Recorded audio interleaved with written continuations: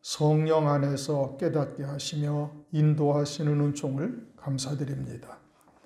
오늘도 말씀을 오직 주님 안에서 듣는 저희들 되게 도와주시고 오늘 내게 주시는 주의 음성을 듣는 시간이 되도록 은혜 위에 은혜를 더하시옵소서. 예수 그리스도의 이름으로 감사하며 기도드립니다. 아멘. 네. 이번 주에 하나님께서 우리에게 주신 말씀은 요한계시록 12장 1절, 2절 말씀입니다. 우리가 요한계시록을 이미 이제 금요일 날 상고를 하고 있어서 큰 틀에서의 내용은 여러분들도 이제 다 이해하고 알 수 있는 내용이죠.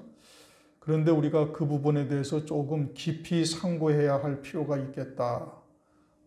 성령께서 그렇게 우리에게 말씀을 주시는데 오늘 12장 1절을 보면은 해를 입은 여자가 등장을 하고 그것이 큰 이적이고 그리고 해를 입은 여자의 정체성이 어떠하다라는 것을 1절에서 말씀을 하고 있는 겁니다. 그러니까 이와 같은 자리에 들어서야 해를 입은 여자가 되는 거예요. 그런데 성경에서 이제 요한계시록에서는 여자가 딱 둘이 등장을 하죠. 이렇게 해를 입은 여자와 음녀가 등장을 합니다. 그리고 이 해를 입은 여자는 이제 오늘 말씀처럼 아이를 낳으려고 산고를 치르고 그리고 그 아이를 낳게 되고 이제 5절 이하를 보면은 아이를 낳아서 하나님의 보좌 앞으로 아이가 올려가더라. 하나님의 보좌 앞에는 뭐가 있어요? 수정 같은 유리바다가 있는데 그곳에 설 수 있는 자가 되는 거예요. 해를 입은 여자는 교회고 일곱 교회고 일곱 금초대 교회의 모든 성도들이 또 해를 입은 여자가 돼야 되는 거예요. 그러니까 일곱 금초대 교회에 있는 성도들은 반드시 이와 같은 믿음의 자리에 서야 할 것을 말씀을 하고 있는 겁니다. 이제 그에 또 반대되는 여자가 음녀가 있죠. 음녀가 있는데 음녀는 이제 요한계시록에서의 음녀라는 의미는 재림하실 그리스도와 직결되어 음행하고 있다 이 뜻이죠. 다른 해석을 할 수가 없어요. 그러니까 요한계시록에서의 음녀라는 것은 재림하실 그리스도를 두고도 또 다른 남편을 둔 자가 되는 것이고 그것은 이제 장차 나타날 적그리스도를 그리스도처럼 섬기며 그의 표를 받고 그를 경배하는 자로 이제 떨어지게 되어질 자를 말하고 있는 거예요. 그런데 요한계시록 17장 7절을 보면 이 음녀와 짐승이 비밀이라고 말씀하고 있어요. 내가 여자와 그의 탄 바 7머리와 10뿔 짐승의 비밀을 네게 이르리라 하면서 10뿔 가진 짐승의 비밀, 음녀와 10뿔 짐승의 비밀을 말씀하고 있는데 이것은 비밀이라고 말씀하신 것은 음녀는 절대 적그리스도가 누군지를 모르는 거예요. 또 자신들도 이 음녀라고 생각하고 있지를 못하는 거예요. 깨닫지를 못한다 이겁니다. 마치 예수님 당시의 유대인들, 바리새인과 사두개인들이 자신들은 하나님을 잘 섬기고 있다라고 스스로 생각을 하는데 주님은 뭐라고 말씀하셔요? 독사의 새끼다. 너희는 너희 아비 마귀에게서 나왔다. 그러니까 귀신으로 충만하다 이겁니다. 인격적으로 하자가 있어요? 아니요. 율법적으로 하자가 있어요? 아니에요. 아주 신실한 하나님의 백성으로 살고 있는 자들이 바리새인 사두개인들이었거든요. 그런데 주님은 그들을 마귀의 자식이다, 독사의 새끼다, 화가 있다, 회칠한 무덤이다, 어마어마한 책망을 하시는 거예요. 하나님의 백성으로서 도저히 들을 수 없는 엄청난 책망을 주님이 하셨다 이겁니다. 그러니까 영적으로 보면 그들이 누구예요? 그들이 음행한 자들이에요. 그 신앙이 오늘날까지도 그대로 이어져서 주의 재림의 때 또 똑같은 일이 다시 반복되어질 것을 말씀을 하고 있는 거예요. 그리고는 온 세상에 있는 모든 교회는 해를 입은 여자와 음녀로 정확하게 딱 나누어집니다. 그 중간지대라는 건 있을 수가 없어요. 그렇게 해를 입은 여자를 통해서 재림하실 그리스도를 신부로 맞이하든 주의 종으로 맞이하든 아니면 예비처를 통해서 맞이하든 그들은 반드시 어디를 통해서 나와야 돼? 해를 입은 여자를 통해서만 나와요. 음녀에게서는 그게 절대 나올 수가 없어요. 아주 100%, 200% 완전히 다 진노의 대접을 받는 자들로 멸망으로 딱 끝나버린다 이겁니다. 그리고는 이 음녀가 해를 입은 여자보다 훨씬 많고 대다수가 다 여기에 해당되어져서 환난 날에 다 멸망하게 되어질 것을 말씀해요. 그러니까 노아의 때와 같다. 노아의 때 아담과 셋으로 이어지는 그 후손들, 믿음의 족보 가운데 노아와 8 식구만 구원받았다는 뜻이에요. 나머지 모든 믿음의 사람들, 믿음의 족보들은 다 홍수물에 멸망했다는 얘기입니다. 롯의 때 롯과 2 딸만, 그것도 천사의 손에 붙들려서 겨우 생명을 구원했지, 나머지 소돔과 고모라에 있는 사람들은 다 어떻게, 다 불과 유황으로 멸망받은 거예요. 그것은 세상은 멸망받고 교회는 구원받는다는 얘기가 절대 아닌 겁니다. 이게 큰 착각이에요.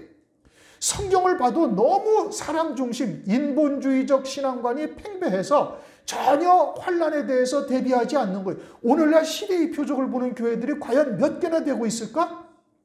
이 심각한 문제다 이겁니다. 시대의 표적을 보지 못하니까 때에 따른 양식이 있는지 없는지도 알지도 못하고 그저 마냥 은혜 시대에 그냥 타령만 하다가, 복받는 타령만 하다가 그것으로 멸망하게 되어질 것을 성경에서 말씀하고 있는 겁니다. 다시 한번 강조하는데, 환난 날에는 해를 입은 여자와 음녀교회로 세상에 있는 모든 교회는 이렇게 딱 2가지로 구별이 되고, 재림하실 그리스도를 맞이할 수 있는 곳은 해를 입은 여자에서만 말하는 거예요. 아니, 우리가 얼마나 신실하게 예수를 믿었는데, 얼마나 큰 소리로 하나님을 찬양했는데 이 많은 성도들을 하나님이 버리신다는 얘기입니까? 고린도전서 10장, 하나님께서는 다수를 기뻐하는 것이 아니다 이겁니다. 하나님의 뜻에 합당한 자 한 영혼을 하나님께서는 천하보다 귀하게 여기시는 것이지, 숫자가 많다고 그것을 하나님이 기뻐하시는 것이 절대 아니다. 우선 해를 입은 여자와 음녀가 무엇인지, 오늘날 교회를 어떻게 봐야 되는가, 영적인 시각으로 어떻게 봐야 되는가를 먼저 한번 볼 수 있어야 되는 것이고, 1절을 보니까 하늘에 큰 이적이 보이니 해를 입은 한 여자가 있는데 그 발 아래는 달이 있고 그 머리에는 12별의 면류관을 썼더라. 이제 서두에 말씀드린 것처럼 이것은 해를 입은 여자의 정체성을 나타내는 것이고, 우리가 이와 같이 해를 입은 여자가 되기 위해서는, 즉 7 금초대 교회에 속해서 머리가 되시는 그리스도의 온전한 지체가 되기 위해서는 반드시 이 자리에 들어가야 되래요. 반드시 이 자리에 들어가야만 해를 입은 여자의 존재로서 재림하실 그리스도를 맞이할 신앙이 된다 이겁니다. 그리고 그와 같이 해를 입은 여자의 등장과 이 이제 5절 이하에 가면 아이를 낳아서 하나님의 보좌 앞에 올려가는 역사가 나타나게 되어지는데, 이와 같은 역사가 뭐라는 거예요? 큰 이적이다 이겁니다. 이적이라는 것은 도무지 있을 수 없는 일인데 이와 같은 일이 하나님의 은혜로 말미암아 이루어지고 있음을 말하는 거예요. 그러면 그 이적의 실상이 뭐냐? 그것은 쭉 밑으로 내려가서 11절을 가서 읽어보십시다. 또 여러 형제가 어린 양의 피와 자기의 증거하는 말을 인하여 저를 이기었으니, 누구를 이기었어요? 큰 붉은 용을 이긴 거예요. 어떻게 이겼느냐? 그들은 죽기까지 자기 생명을 아끼지 아니하였도다. 어떻게 해서 이겼어요? 죽음을 불사하고 신앙의 정절을 지킴으로 큰 붉은 용의 미혹의 역사를 이겼다는 것이고, 다른 말로 하면 순교할지라도 배도하지 아니함으로 이겼다는 얘기고, 그들이 누구라는 거예요? 그들이 해를 입은 여자인 것이고, 그들이 나온 것이 어떠하다는 거예요? 큰 이적이다 이 뜻인 겁니다. 은혜 시대에는 순교라는 단어를 쓰는데도 별로 없죠. 그 같은 일이 이루어지기도 쉽지 않고 또 듣기도 어려운 거예요. 그러나 환난 날이 되어지면 상황이 완전히 달라집니다. 환난 날에 믿음으로 이긴다라는 것은 이와 같이 자기의 육신의 목숨을 버릴 권세로 버릴 수 있는 자여야만 이길 수 있는 것이고, 그것도 우리의 의지나 우리의 힘으로 또는 결단으로 할 수 있는 것이 아니라 이적이다 이겁니다. 하나님의 은혜로 되어질 수 있는 일이다 이겁니다. 이게 사람의 이성이나 사람의 의지로 할 수 있는 일이 아니다 이겁니다. 그리고 환난 날에는 어떻게 해서 자기의 증거하는 말, 어린 양의 피와 자기의 증거하는 말을 인하여 이긴다는 거예요. 다시 말하면 우리에게 주어진 말씀으로 인하여 이긴다는 얘기고, 그것은 그 말씀이 나에게 생명이 되었기 때문에 능히 이길 수가 있는 거예요. 말씀으로 인해서 이긴다 이겁니다. 그래서 그 여자가 어떻게, 해를 입은 여자가 사내 아이를 낳고 그리고 철장 권세를 가지고 그 사명을 감당하고 하나님의 보좌 우편으로 올라가게 된다. 5절 내용이 그거죠. 그것이 이적이다, 이런 의미인 겁니다. 그리고는 그 여자가 어떠하다고, 이제 해를 입은 여자가 있다라고 말씀하고 있어요. 우리가 이미 요한계시록을 참고를 해서 여인이 해를 입었다라는 것이 태양을 등에 옷처럼 입었다, 이런 의미는 아니죠. 그렇게는 입을 수가 없고, 그러니까 그것을 통해서 주시는 영적인 의미가 무엇냐를 우리가 잘 알아야 돼요. 우선은 시편 84편 11절을 보면 여호와 하나님은 해라, 이렇게 말씀하셨어요. 그러니까 해라는 것은 그 누구를 말하는 거예요? 하나님을 의미하는 단어예요. 또 하나는 이제 우리가 참고해야 할 것은 창세기 1장 15절 이하를 보면은 하나님께서 넷째 날에 큰 두 광명을 지으셨는데, 큰 광명과 작은 광명이라 말씀하시며, 큰 광명, 작은 광명 또는 하늘의 별들이 다 땅을 비춘다, 이렇게 말씀하고 있죠. 땅만 비추는 거예요. 땅은 하나님의 자녀들을 의미하죠. 그래서 큰 광명은 낮을 주관하고 작은 광명은 밤을 주관한다, 그렇게 말씀하셔요. 그러면 하나님께서 해라는 단어를 굳이 피하셨는 거 아니잖아요. 시편 84편을 보면 해라는 단어가 있잖아요. 그런데 왜 해라는 단어를 쓰지 아니하고 굳이 큰 광명, 작은 광명이라고 말씀하셨는가? 그것은 해라는 의미가 아니기 때문에 그러는 겁니다. 해라는 의미가 아니고 큰 광명이라는 것은 그건 무엇을 말하는 거예요? 그것은 땅을 비추는 빛을 말하는 거예요. 땅을 비추는 빛. 땅을 비추라고 그러셨잖아요. 숲도 있고 바다도 있고 산도 있고 들도 있고, 그런데 땅만 비추라. 하나님의 자녀들을 의미하는 것이고, 하나님의 자녀들에게 비추는 큰 빛은 진리의 빛이죠. 진리의 빛이 큰 광명이고, 작은 광명은 어둠을 비추는 빛이에요. 어둠을 비친다는 것은 어둠 속에서 실족하여 넘어지고 있는 하나님의 자녀들에게 빛을 비추는 것이고, 그것은 율법이죠. 다시 말하면 율법으로는 죄를 깨닫는다. 로마서 3장 20절. 죄 가운데 어둠 속에서 살고 있는 하나님의 자녀들에게 율법의 빛을 비추어서 참 빛으로 나오게 하는 역사를 하는 거예요. 그것이 율법이고, 큰 광명은 그것은 이제 해인데, 그것은 진리의 말씀을 의미하고 있는 것이죠.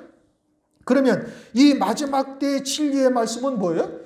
재림하실 그리스도를 맞이할 말씀이 진리의 말씀인 것이고, 그것은 요한계시록이나 다니엘서 이와 같은 환난을 통해서 이루실 하나님의 구원의 뜻을 깨닫는 것을 말하고 있는 거예요. 그것이 해를 입은 여자다. 즉 마지막 때 재림하실 주님에 대한 신부의 신앙에 세워서 재림하실 주님을 신랑으로 맞이할 수 있는 자리에 세우는 말씀, 요게 마지막 때의 해요, 마지막 때의 때에 따른 말씀이요, 그것이 진리의 말씀이고, 그 말씀으로 철저히 무장되어진 자, 해로 옷 입었다.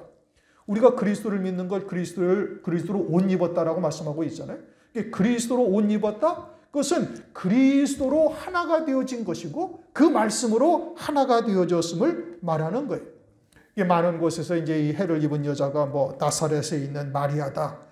그리고 아이를 낳은 것은 예수 그리스도다. 그거는 말도 안 되는 소리가 뭐냐. 또는 이제 또 어떻게 해석하냐.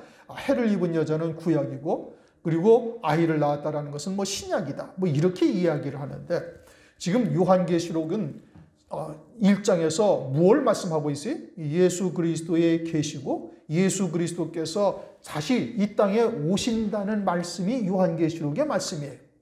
요한계시록의 큰 줄거리는 주의 재림과 재림하실 그리스도를 맞이할 성도들에 대해서 말씀하고 있는 거예요. 그런데 뚱딴지같이 갑자기 예수님의 탄생에 대해서 요한계시록 12장에, 그것도 한참 지나와가지고 12장에서 그것을 말씀할 리가 있어요? 없어요? 없지요. 그건 말이 안 되는 얘기예요. 그러니까 이 해를 입은 여자라는 것은 말세에 요한계시록과 같이 재림하실 그리스도를 맞이할 신부의 신앙에 세우시는 말씀으로 입은 자, 그와 같은 교회, 그와 같이 세워진 이와 같은 7 금초대 교회를 말씀하고 있는 거예요. 한마디로 신부의 신앙으로 서 있는 곳이, 이것이 해를 입은 여자다라고 말씀하고 있는 겁니다. 그리고 그것으로 옷을 입었다라는 것은 그 말씀이 생명이 되기까지 많은 시험과 여러 가지 연단의 과정을 거친 거예요. 그리고는 생명이 되었다라는 의미는 뭐냐? 그것은 완전히 그 말씀이 그에게는 자기의 육신의 목숨보다도 더 귀한 것이 된 거예요. 그래서 입을 열면은 그와 같은 하나님의 말씀이 증거되어지고 삶을 통해서도 그러한 믿음의 열매가 나타나져야 되는 것이고, 그러한 신앙은 환난이 오기를 사모하고 환난 날에 순교할 순간을 소망하며 그 믿음으로 사는 신앙인 겁니다. 그것이 우리의 삶 가운데 나타날 수 있어야 되는 것이, 그것이 해를 입은 여자다. 그 반대는 뭐예요? 음녀죠. 그리고는 음녀는 붉은 빛 짐승을 타고 있음을 말씀하고 있어요. 그들도 하나님의 자녀는 자녀이지만 음행의 포도주에 취한 자들인 것을 계시록 17장에서 말씀하고 있죠. 지금은 다 교회라는 이름으로 다 같이 예수를 섬기며 하나님의 이름을 부르고 성령 충만을 외치면서 다 지내고 있어요. 그러나 환난의 때가 되어지면 확연하게 딱 드러나는 것이 해를 입은 여자와 음녀교회인 것이고, 세상에 있는 모든 교회는 이 둘 중에 하나에 다 들어가게 되어지는 겁니다. 그러니까 어느 교회도 예외가 없어요. 그리고는 진리가 무엇인지를 알고 있다면 이를 해를 입은 여자와 음녀교회를 오늘날 분별할 수 있습니다. 예수님 당시에와 똑같은 거예요. 초림은 재림의 그림자다. 예수님 당시에 유대인들이 사람의 계명으로 하나님을 헛되이 경배하고 있다고 그러지 않았어요? 그럼 하나님을 헛되이 경배하는 그들은 아무리 많은 예배를 드려도 다 헛거예요. 그 교회에서 아무리 많은 헌신과 충성을 했어도 헛거예요. 전도를 내가 얼마나 열심히 했는데요. 교회를 지을 때 집을 팔아서 헌금을 했는데요. 다 헛거다 이겁니다. 풀과 나무와 짚으로 지은 것이 돼서 다 불타버리고 많은 거예요. 그러면 이제 그들이 항변할 수 있죠. 그럼 내가 신앙생활한 것이 다 헛것이냐? 헛거예요. 자기가 부정당하니까 기분 나쁘죠. 자기의 삶이 부정당하니까 기분 나빠가지고 못 듣는 거죠. 육으로 살고 있기 때문에 그러는 거예요. 영으로 사는 자라면 진리가 무엇인지 성령이 그 안에 계시면 반드시 분별할 수 있게 하는 겁니다. 그리고 그때부터라도 해를 입은 여자가 무엇인지 진리가 무엇인지를 들었다면 신앙의 결단을 하고 그제부터라도 돌이켜서 이제까지 했던 것에 대해서 회개하고 그제부터라도 돌이켜서 해를 입은 여자에 속하는 자가 되어져야 구원의 소망이 비로소 생기는 겁니다. 음녀교회에서는 아무리 자기는 신실하고 신앙이 아주 신실하고 순결하고 나는 오직 예수 오직 하나님밖에 모릅니다 라고 아무리 떠들고 외쳐도 소용이 없는 일이에요. 그 안에 성령이 계시다면 진리가 무엇인지 하나님이 누구신지를 바르게 분별할 수 있도록 은혜를 베풀어 주시는 겁니다. 그런데 육으로 살고 있으니까 자기가 부정당하는 것이 싫고 내가 이제까지 얼마나 열심을 했는데 그것을 다 무시한다. 그래서 인격이 손상됐다. 하나님이 그렇게 말씀하시면 여러분 어떻게 할 겁니까? 하나님한테 여러분들이 대들 수 있습니까? 아니죠. 그냥 그대로 다 불타 없어지고 마는 겁니다. 오늘날 진리가 무엇인지를 우리가 잘 분별해서 하나님의 뜻 가운데 믿음으로 영생의 열매를 맺을 수 있어야 되는 겁니다. 이건 사람의 계명에 대해서는 누누이 설명을 드렸으니까 더 이상 설명을 하지는 않겠습니다. 그 다음 그 발 안에는 뭐가 있어요? 달이 있어요. 달이 없어졌어요? 있어요? 이때니까요. 달은 뭐라고 그랬어요? 작은 광명. 조금 전에 어디를 비춰요? 밤에 땅을 비추는 거예요. 어둠에 속한 자들에게 빛을 비추는 거예요. 그것이 뭐예요? 율법이다 이겁니다. 이 율법을 주신 이유가 뭐예요? 율법으로는 죄를 깨닫게 하는 거예요. 즉 어둠 가운데 육에 속해서 죄 가운데 사는 자들에게 죄가 무엇인지 하나님의 뜻에서 빗나간 것이 무엇인지를 깨닫게 해서 진리의 빛 가운데 생명의 빛 가운데 참 빛 가운데로 나오게 해서 영생의 열매를 맺게 하는 역사가 율법이다 이겁니다. 그래서 그 발 아래는 달이 있어서 이제는 야고보서 1장 25절 보면 자유하게 하는 율법이다 이렇게 말씀하잖아요. 예수 그리스도 안에서는 이제는 율법의 저촉을 받지 아니하는 거예요. 요한일서 2장 7절 8절 옛 계명 그대로이되 이제는 참빛이 우리에게 비춰져서 하나님의 온전하신 뜻이 무엇인지를 아는 거예요. 주님이 제자들에게 마태복음 5장에 산상보훈을 말씀하시잖아요. 이제 복에 대한 개념도 구약적 율법적 복의 개념에서 완전히 바뀌어졌어요. 살인죄도 이제는 육체의 살인이 아니라 이제는 영의 세계의 살인으로 하나님의 말씀이 옮겨진 것이고, 간음죄도 마찬가지고, 맹세, 기도 전부 다 하나님의 온전하신 뜻이 무엇인지를 새롭게 깨닫게 하신 거예요. 그러면 이제는 그리스도 안에서 이제는 참빛으로 와야 되는 거예요. 그리고는 율법은 율법대로의 역할이 있어요. 로마서 7장 15절을 보면 율법이 신령한 법이다. 또 로마서 7장 10절 살리는 법이다. 로마서 8장 2절 생명의 법이요 영의 법이다. 이제 율법이 예수 안에서 어떠한 법이 살리는 법이요 영의 법이요 신령한 법으로 바뀐 거예요. 정죄하여 죽이는 사망에 이르게 하는 법이 아니라 율법을 통해서 도리어 우리가 더 온전한 영생에 이를 수 있도록 은혜를 베풀고 계시다 이겁니다. 이제 그 증거로 뭐예요? 이제 가죽옷을 지어 입히신 거예요. 우리 교회에서는 멜기세덱의 반차를 쫓은 대제사장의 의미를 정확하게 아시고 있잖아요. 이제는 아무리 마귀가 죄로 정죄해도 이제는 우리가 그와 같은 정죄함을 받고 영원히 사망 권세 아래 전전긍긍하는 이와 같은 존재가 아니다 이겁니다. 오히려 그것이 내가 육체로 살았구나, 또는 사람의 의지, 사람의 욕심을 쫓았구나, 정과 욕심, 육신의 정욕, 안목의 정욕, 이생의 자랑을 쫓았던 것을 깨닫고 돌이켜 회개하며 은혜의 보좌 앞에 담대히 나올 수 있는 은총을 우리에게 알게 하시는 거예요. 그리고 더 하나님의 사랑에 녹아져서, 그럼에도 불구하고 우리를 사랑하시는 하나님의 사랑에 우리가 녹아져가지고 더 하나님 앞에 낮은 자요 어린아이 같은 자로 하나님 앞에 나올 수밖에 없게 하시는 것이죠. 하나님의 은혜가 아니고서는 살 수 없는 존재라는 것을 절절하게 깨닫게 하시는 것이 율법이다 이겁니다. 그래서 율법이 없어져야 되는 거, 있어야 되는 거 이때니까요. 발 아래 달이 있고, 그래서 율법을 통해서 이루시는 하나님의 신령한 구원의 은총을 깨닫고 하나님 앞에 감사하는 이와 같은 믿음의 자리에 서는 거예요. 그러니까 해를 입은 여자는 어떻게 되는 거예요? 해를 입은 여자는 즉 마지막 때에 따른 이 요한계시록과 또는 다니엘서와 같은 마지막 때에 따른 말씀으로 완전히 하나가 되어져야 되는 것이고, 그 다음에는 율법으로부터 자유로운 자가 되어야 되는 거예요. 진리를 알지니 진리가 너희를 자유케 하리라. 율법을 폐하는다는 것은 그것은 하나님의 말씀을 잘 모르고 있는 겁니다. 그러니까 복음 안에서의 율법의 위치가 어디인지를 정확하게 깨닫고 있어야 되는 것이죠. 율법은 정죄하기 위한 것이 아니라 죄를 통해서 더욱 온전케 하시는 하나님의 은혜를 우리에게 주신다 이겁니다. 다윗이 밧세바와 간통을 하고 희희낙낙하고 즐겁게 살고 있을 때 나단 선지자를 통해서 하나님이 아주 호되게 책망을 하죠. 그러자 다윗이 어떻게 그 자리에서 무릎을 꿇고 하나님 앞에 회개하고 있지 않습니까?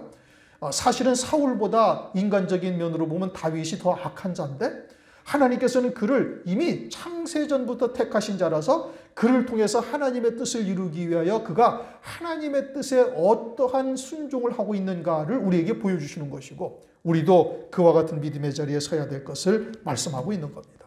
나는 다윗과 같이 간통죄를 범하지 아니했으니까 다윗보다는 낫지. 아니요. 죄는 다 똑같은 겁니다. 누누이 말씀드리는 것처럼 모래알갱이도 물에 집어넣으면 그것도 가라앉고요. 큰 바위 덩어리도 다 가라앉아요. 다 같은 죄인일 뿐이에요. 죄의 경중을 따져서 나는 저보다 낫다. 천만에 하나님이 보시기엔 전부 다 구더기 같고 벌레 같은 인생일 뿐이다 이겁니다. 더러운 곳에서 살고 있는 존재일 뿐인 것이죠. 뭐 하나 우리가 깨끗하다, 우리가 잘했다, 하나님 옆에 여러분 자랑할 만한 것이 뭐 있습니까? 아무것도 없는 거예요. 그냥 하나님께서 주신 것으로 하나님의 은혜 안에 살고 있을 뿐이고, 그와 같은 구원의 은총을 우리가 깨닫게 하신 것이 감지덕지할 일인 것이지요. 그래, 해를 입은 여자는 어떻게 된다? 그 달을 발로 밟고 있어야 되는 것이고, 진리 안에서 성숙한 신앙이 되어야 되는 것이고, 그 다음 그 머리에는 12별의 면류관을 썼더라. 12별의 면류관, 새 예루살렘 성, 요한계시록 21장을 보면 새 예루살렘 성의 기초석이 12보석으로 되어 있는데 거기에 누구의 이름이 있어요? 12사도의 이름이 있어요. 12사도는 마띠아가 아니라 사도 바울입니다. 마띠아는 베드로가 성령을 받기 전에 제비를 뽑아서 임명한 자죠. 성령을 받은 이후에는 이 마띠아라는 사람은 성경에 등장을 하지를 않습니다. 그리고는 바울은 자기가 사도라고 당당하게 외쳐요. 디모데전서나 어디에서나 사도 바울인 것을 말씀하고 있죠. 그러니까 12사도는 사도 바울까지 포함해서 12사도고 그들의 이름이 12기초석에 그 이름이 있음을 말씀하고 있고 그들이 기초가 되었다라는 것은 12별의 면류관을 썼다라는 것은 그 제자의 신앙을 그대로 이어받은 것을 의미하고 있죠. 그리고 12제자는 누구 하나 예외 없이 주님의 뒤를 따라 다 순교로 그 마감을 합니다. 그리고 장차 환난날에 이와 같이 12제자의 신앙을 그대로 이어받아서 환난날에 순교하기까지 그 신앙의 정절을 끝까지 지키는 자가 되어져서 그들이 첫째 부활의 영광을 입게 되어지는 것이죠. 12사도가 신앙에 승리한 것을 이어받아 우리도 주님의 뒤를 따르는 것이고 그리고 그들에게 첫째 부활의 영광을 입혀주는데 이것이 하늘나라에서 가장 큰 영광이 되어지는 겁니다. 소위 장자들의 총회에 참여할 수 있는 영광을 누리게 되어지는 것이고 새 예루살렘 성의 영광에 함께하는 자가 되는 겁니다. 이것이 해를 입은 여자의 정체성이에요. 그 반대가 뭐라고요? 음료교회가 있다니까요. 그렇게 해를 입은 여자에 속하지 아니하는 자는 다 어디에 속하는 거예요? 음료교회에 속하게 되어질 것을 말씀하고 있는 겁니다. 그러므로 7 금초대 교회를 하나님께서 세우셔서 그 사자들에게 일일이 편지하시면서 그 사자들을 통해서 그 교회를 세우시는 모습을 요한계시록 1장에 주님의 모습을 통해서 낱낱이 설명하고 계시는 거예요. 오늘날은 하나님의 말씀이 넘치고 있죠. 노아의 때와 같다 말씀하신 것처럼 말씀의 홍수 시대에 오늘날 살아가고 있어요. 자기가 시간만 나면은 손에 쥔 핸드폰으로 인터넷으로 또는 TV로 언제든지 원하는 시간 새벽이든 밤중이든 아침이든 낮이든 원하는 시간에 하나님의 말씀을 다 들을 수가 있어요. 그런데 디모데후서를 보면은 이 스승을 많이 두고 귀가 가려워서 자기가 원하는 말씀을 들으려고 찾아다니고 있다. 언제? 말세에 그러할 것을 말씀을 하고 있죠. 그러나 온 세상의 교회는 해를 입은 여자와 음료로 정확하게 구별될 것이고 해를 입은 여자를 통해서만 구원의 역사가 나타나게 되어질 것을 말씀을 하고 있는 겁니다. 그들을 통해서 구원받게 되어지는 것이 큰 이적이다. 1절 말씀이 그러한 것이죠. 2절 이 여자가 아이를 베어 해산하게 되매 아파서 애써 부르짖더라. 여자는 해를 입은 여자예요. 아이를 베었다? 아이를 베었다라는 것은 그와 같이 하나님의 마지막 때에 따른 말씀을 듣고 그 말씀이 그에게 생명이 되기 시작했다 이 뜻인 겁니다. 마태복음 1장을 보면은 마리아가 성령으로 하시는 말씀을 믿음으로 받으니 예수의 생명이 잉태됐죠. 마태복음 24장을 보면 아이를 뵌 자와 젖먹이는 자에게 화가 있다. 그것이 육신의 아이를 베고 육신의 아이를 낳아서 젖먹이는 자를 말하는 것이 아니잖아요. 영적인 의미죠. 적그리스도의 말을 듣고 아이를 뵙고 그렇고 낳은 자 그리고 적그리스도와 같은 세상에 속한 사람의 계명으로 가르치는 자 그것이 젖먹이는 자죠. 요들에게 화가 있다라는 얘기예요. 그러면 마지막 때 해를 입은 여자가 아이를 베었다? 그것은 요한계시록의 말씀을 증거해서 그들로 그 말씀이 생명이 되기 시작한 것이 아이를 뵌 거예요. 그리고 해산을 했다라는 것은 그것은 그 아이의 생명을 낳은 것이요 어린 양의 생명책에 그 이름이 농명된 것이 아이를 해산하게 되어졌음을 말하는 겁니다. 그러니까 해산하기까지가 있어야 되는 것이고 그 해산은 언제예요? 환난날에 해산을 하는 거예요.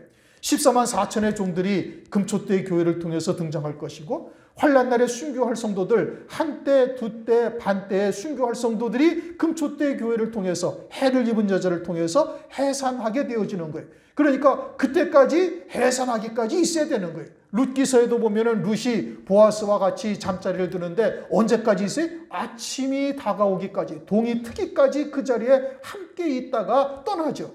그래서 보아스의 신부가 되는데 그것은 곧 그리스도의 신부가 되어질 것에 대한 계시다. 우리가 이미 룻기서를 상고하게 되었죠. 그러니까 이 여자가 해산을 한다는 것은 어린 양의 생명책에 그 이름이 농명이 됐다는 뜻이요. 14만 4천의 종의 생명책에 그 이름이 농명이 된 것이고 그들은 환난 날에 나오게 되어짐을 말씀하고 있어요. 그런데 해산하게 되어지는데 그때 어떻게 된다? 애써 부르짖는다라고 말하고 있습니다. 해산의 고통으로 애써 부르짖는 것이죠. 그렇게 환난 날에 이기는 자를 세우는 일이 해산하는 수고와 같다라는 뜻이고 갈라디아서 4장 19절을 보면 그리스도의 형상이 이루기까지 너희를 위하여 해산하는 수고를 한다. 그게 그리스도의 형상이 이루어진다는 것은 어린 양의 생명책에 농명이 되었다라는 것이고 14만 4천의 생명책에 그 이름이 기록이 되어졌다는 얘기고 그것이 나오는 것이 해산하는 것이요 아이를 낳는 것이요 그것이 환난 날에 이루어지는 역사인 것을 말씀하고 있어요. 또 이사야서 62장 4절 다시는 너를 버리운 자라 칭하지 아니하며 다시는 내 땅을 황무지라 칭하지 아니하고 오직 너를 헵시바라 하며 네 땅을 뷸라라 하리니 이는 여호와께서 너를 기뻐하실 것이며 네 땅이 결혼한 바 될 것임이라. 뷸라라 또는 그 앞에 헵시바라 이야기를 하죠. 뷸라는 결혼한 여자를 말하는 겁니다. 헵시바는 아주 하나님이 기뻐하는 자, 약혼한 자와 같은 거예요. 그러니까 약혼한 자는 아이가 나온 겁니다. 해산을 한 거예요. 그게 헵시바라는 의미예요. 뷸라는 이제는 결혼한 여자죠. 신부로 확정되는 거예요. 그러니까 약혼한 자가 신부로 확정되기 위해서는 어떻게 돼? 순교를 통해서 신부로 확정이 되는 겁니다. 그러니까 그 과정이 어떠는 거예요? 아주 해산하는 수고. 그래서 아주 애써서 힘써서 아주 애쓰며 부르짖는 아파서 애써서 부르짖고 있다라고 말씀을 하고 있는 겁니다. 왜요? 큰 붉은 용이 아이를 낳기만 하면 삼키려고 그 앞에서 딱 버티고 있는 거예요. 뭐 큰 붉은 용은 이미 아시다시피 마귀죠. 장차는 이제 마귀의 화신인 적그리스도가 등장하라고 거짓 선지자가 등장을 해서 온갖 미혹의 역사와 온갖 표적을 다 보여주게 되는 겁니다. 그러면 해산한 여자가 즉각 순교를 하면은 얼마나 좋겠어요. 그런데 성경은 뭐라고 말씀하셔요? 한때, 두때, 반때에 거쳐서 순교를 하는데 한때는 1년이에요. 그러니까 1년 동안 환난과 핍박, 막 여러 가지의 고문 그렇게 받다가 1년 만에 순교를 할 수 있게 되어지는 거예요. 다시 말하면 신부의 신앙에 합당한 자가 되어지니 순교케 하시는 역사가 이루어지는 것이고 그 다음에는 두 때에 걸쳐서 첫째 한 때를보다 더 강한 환난과 핍박 또는 여러 가지의 고통을 겪다가 그때서야 세상에 속한 미련을 다 끊고 순교하게 되어지는 것. 마지막에는 5개월 황충의 화, 첫 번째 화를 마지막 반때 남은 기간 동안 중에 5개월 동안 큰 고통, 죽고 싶어도 죽음이 피하여 가는, 그러니까 차라리 죽으면 좋겠다, 죽었으면 좋겠다 할 정도의 엄청난 고난을 겪고 그리고서는 5개월이 지난 황충의 화가 끝난 한 달 동안에 기꺼이 순교하는 이와 같은 역사가 나타나게 되어지죠. 그러니까 어린 양의 생명책에 농명이 되어 있다 할지라도 뭐 쉽게 순교할 수 있는 것이 아니다 이겁니다. 여러분 말이 그렇지 죽임당한다는 것이 그렇게 간단한 일은 절대 아닌 겁니다. 거기에다가 적그리스도나 거짓 선지자의 미혹의 역사가 어마어마한 거예요. 그러니까 환란이 시작되면 대혼돈의 시대가 이제 우리에게 도래하게 되어지는 겁니다. 육에 속한 자들은 혼돈, 환란이 아니에요. 그들에게는 평안이요 안락함이 주어지는 겁니다. 적그리스도가 등장을 해가지고 먹고 사는 문제를 해결하죠. 또는 뭐 전쟁과 공해 문제, 기타 등등 여러 가지의 산적해 있는 나라들을, 산적해 있는 문제들이 있는데 그것을 각국의 이해관계가 다른데 그것을 교묘하게 아주 기가 막힌 술수를 부려서 그런 것을 다 해결하는 듯이 보이는 겁니다. 그래가지고 온 세상이 다 추앙하고 그 사람이 정말 평화의 사도요 사랑의 사도라고 외치게 되어지는 거예요. 그러니까 어린 양의 생명책에 농명된 성도들이라 할지라도 그때 아주 대혼돈의 때가 다가오는 겁니다. 이게 과연 환란인가? 저놈이 진짜 적그리스도인가? 혼돈이 오게 되어지는 거예요. 그리고 대부분의 교회는 아니 뭔 주의 재림이냐? 모든 만물이 처음 창조할 때와 같이 그냥 있지 아니하냐? 또는 심지어 어떤 목사들은 주님이 재림? 재림하신다면 내 손에 장애지 찌겠다. 이런 목사들이 오늘날도 무수히 많습니다. 미국에 있는 목사들은 70% 이상의 주의 재림을 믿지 않아요.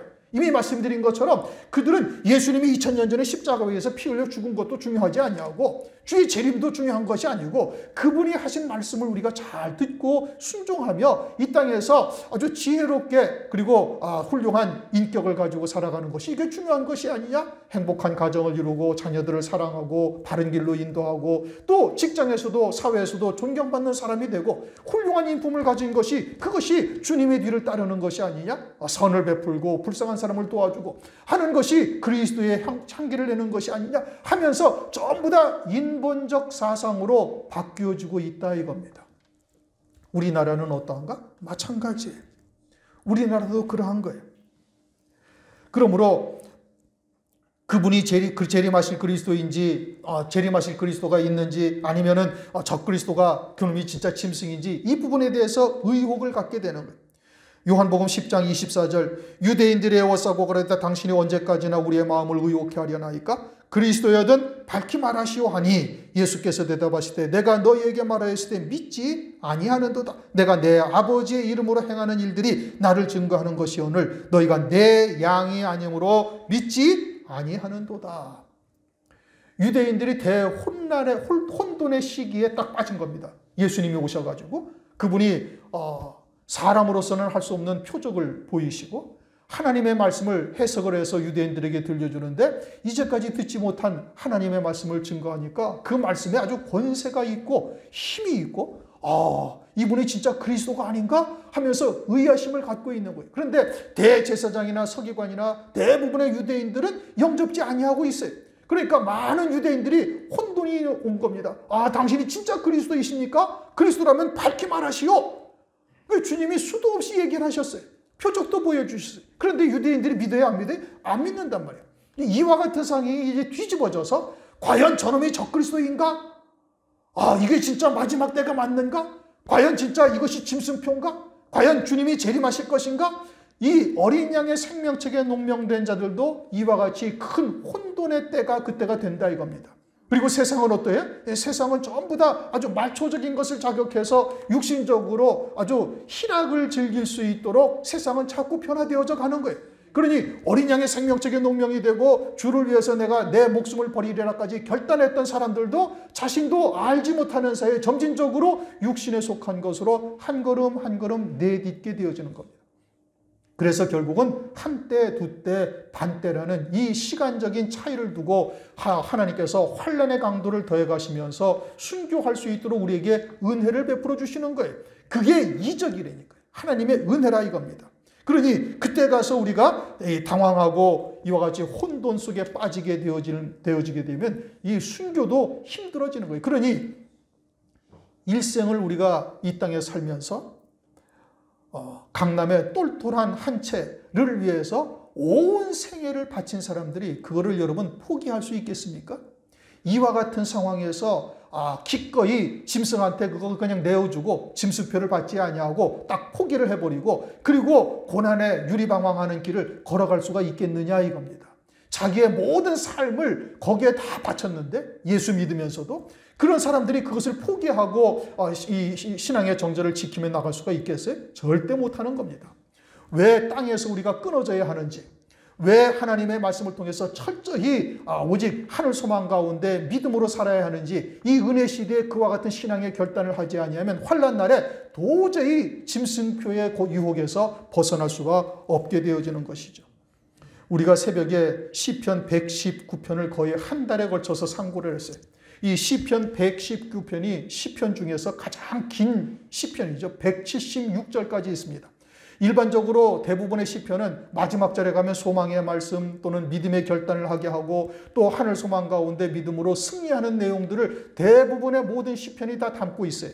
고난 가운데 또는 여러 가지의 역경 가운데 신앙의 정절을 지키고 나는 그래도 그럼에도 불구하고 하늘 소망 가운데 믿음의 결단을 하고 나아가리라. 이러한 것이 시편의 대부분의 결론이에요. 그런데 시편 119편의 제일 마지막 절의 말씀이 무언가? 시 119편 176절 이른 양같이 내가 유리하오니 주의 종을 찾으소서 내가 주의 계명을 잊지 아니함이니이다.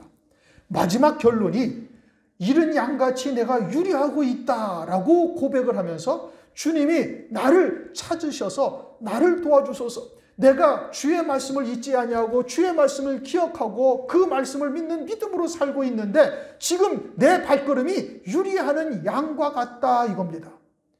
이 119편은 주님이 이 땅에 오셔서 겟세마네 동산에서 마지막 기도하고 그리고 십자가의 고난 가운데 달리시기 직전까지의 과정을 우리도 이와 같은 길을 걸어갈 것을 쭉 설명하고 있는 내용인 겁니다. 그리고는 제일 마지막 절이 뭐냐? 유리하는, 방황하는 아주 양 같다 이겁니다. 그러나 내가 지금 주의 말씀을 기억하고 있으니까 주님, 이 주의 종을 주님 잊지 마시고 나를 찾아주소서. 이것이 마지막 십자가에 달리시기 직전까지의 주님의 상황이고 그 길은 우리도 똑같이 그대로 걸어가야 할 것을 우리에게 말씀하고 있는 거예요. 그러니 이 마지막 환란이 시작이 되어지면 우리가 어떠한 이제 이 어린 양의 생명책에 농명이 되었는지 안 되었는지를 아주 극명하게 나타나는 것이고 이 은혜 시대에 그와 같은 우리가 신앙의 결단을 하고 그러한 신앙의 모습이 열매들이 우리 가운데 맺혀지지 아니하면 환란 날에 그냥 여지없이 넘어지는 겁니다. 하나님의 말씀으로 어린 양의 생명책에 농명된 자들도 이른 양같이 유리하게 되어질 것이 환란의 때인데 그래서 한때, 두때, 반때라는 시간을 두시고 하나님께서 환란의 강도를 더하시며 마지막에는 첫 번째 화를 하나님의 택한 백성들, 그것도 순교할 성도들에게 그 첫 번째 화를 내리시는 이유가 여기에 있는 것이죠. 그런데 은혜 시대에도 그저 뜨뜻미지근하게 대충대충 신앙생활하고 나는 그러한 말씀을 들었으니 넉넉히 이길 수 있으리라 천만의 말씀인 겁니다. 환란 날이 어떠한 것인지를 우리가 미리 가늠해 볼 수 있어야 되는 거예요. 성경을 통해서 그와 같은 것을 우리가 미리 가늠해 보고 우리가 어떠한 신앙의 자리에 있어야 환란 날에 이길 수가 있는 것인지를 말씀을 통해서 우리가 깨달아야 되는 겁니다. 이미 말씀드린 것처럼 첫 번째 닭은 이미 울었어요. 그거 여러분 가볍게 여기시면 큰 코 다칩니다. 진짜로. 진짜로 큰일 납니다. 얼마나 심각한 때를 우리가 살고 있는지를 여러분들 아주 말씀을 통해서 정확하게 깨닫고 믿음으로 받아서 그 열매가 우리의 삶 가운데 나타날 수 있어야 되는 거예요. 느긋하게 생각하고 그래도 여유가 있으리라고 생각하다가는 크게 당황하는 일이 벌어져요. 누가복음 21장에 생활의 염려로 그 마음이 둔하여지면 그날을 덫과 같이 맞이한다. 그건 올무에 딱 걸린다 이 뜻인 겁니다. 금초대 교회라고 우리가 안심할 수는 전혀 없는 일인 것이죠. 우리가 하나님의 말씀을 믿음으로 받고 그리고 그에 따른 열매가 우리의 삶 가운데 맺혀져도 환란 날에 아주 이른 양같이 유리하는 상황이 우리 앞에 펼쳐지게 되어지는 겁니다. 과연 저놈이 진짜 적그리스도인가? 저것이 진짜 짐승표인가? 주님은 과연 7년 후에 주님이 말씀대로 재림하실까? 그런데 대부분의 사람들은 다 아니라고 부정하는 거예요. 더디 오리라. 모든 만물이 처음 창조할 때와 같이 그냥 있다. 그러니까 대혼돈의 때가 다가오게 되어지고 어린 양의 생명책에 농명된 자라 할지라도 이른 양같이 유리하는 때가 다가오게 되어지는 겁니다. 우리가 하나님의 말씀을 아주 심각하게 받아들여야 되는 것이죠. 해를 입은 여자가 누구인지 나는 과연 해를 입은 여자에 속하여 있는가? 살펴봐야 되는 것이고 환란 때 이와 같이 아파서 애써 부르짖는 산구를 치르는 과정까지 우리에게도 또 다가올 터인데 우리가 그때를 대비해서 미리 신앙의 결단을 하고 우리의 신앙의 기본적인 자세를 분명하게 가질 수 있어야 되겠다. 우리가 하나님의 말씀을 통해서 다시 한번 깊이 생각하고 신앙의 결단을 하시기를 주의 이름으로 축원합니다. 기도하겠습니다. 하나님 감사합니다. 오늘 요한계시록 12장 1절, 2절 말씀을 통해서 과연 해를 입은 여자로서 합당한 신앙의 자세가 무엇인가? 또 환난을 통해서 해산할 때 아파서 애써 부르짖는다라는 이 말씀이 우리에게 무엇을 나타내시고 있는가 깨닫게 하심을 감사를 드립니다. 혹여나 느긋하게 마음을 먹고 시대의 표적을 보기는 보되 그저 생활 가운데 여전히 빠져 있는 것은 아닌지 우리의 신앙을 스스로 돌아보게 하시고 다시 한번 말씀 안에서 우리가 결단하며 달려갈 수 있도록 은혜를 베풀어 주시옵소서. 예수 그리스도 이름으로 감사하며 기도드리옵나이다.